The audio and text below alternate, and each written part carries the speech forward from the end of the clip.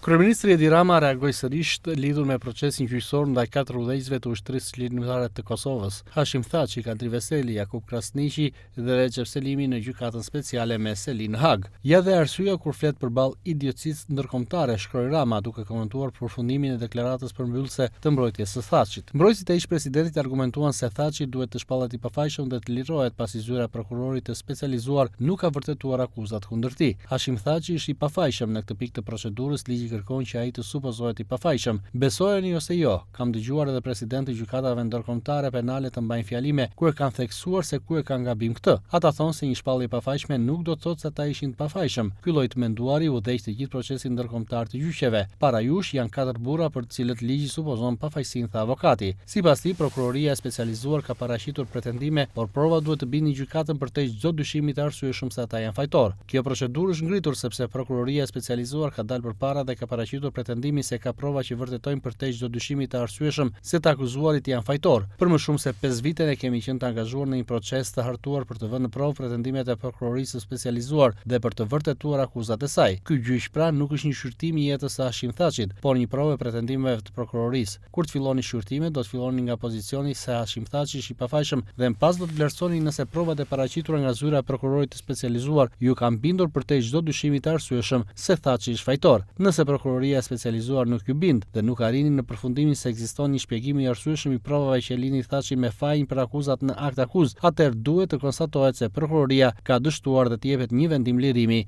theksoi avokati. Gjithashtu ky fundi deklaroi se Hashim Thaçi do të mbetet i pafajshëm sipas ligjit. Nga ana e saj, prokuroria e specializuar në Hag pretendon se Thaçi ka gënjur disa herë ndërkombëtarët dhe se deklaratat e tyre duhen marrë me rezervë. Sipas prokurorisë, figura të njohura ndërkombëtare nuk kishin kuptuar plotësisht situatën në terren dhe aftësinë e Thaçit për të maskuar veprimet e tij, çka ka ndikuar në perceptimin e tyre për funksionimin e UÇK-s. Pas mbylljes së deklaratave përmbyllëse, çështja do t'i kalojë më pas trupi gjykues, i cili ka afat 3 muaj për të marrë vendim me mundësinë e zgjatjes së këtij afati.